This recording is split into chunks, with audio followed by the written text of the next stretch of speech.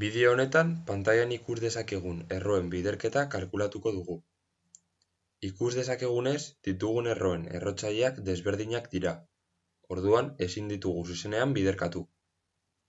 Lehenik, errotzaile komuna bilatu behar dugu.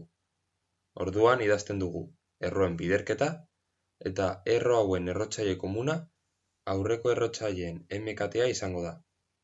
Hau da, 3 eta 2-ren arteko multiplo komunetan txikiena.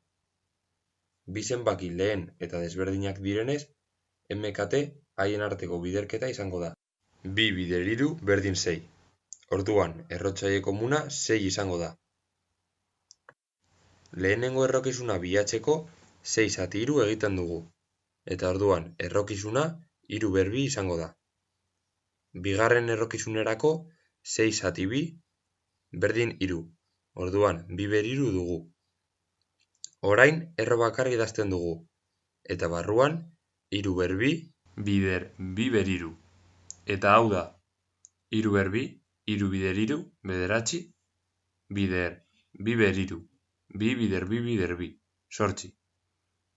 Azkenik, bederatzi bider 8, 72 da. Hau da ariketa honen emaitza. Espero dut bideoa gustatu izana. Horrela bada, emaiozu like botoiari eta suskriba zaitez. Hurrengora arte.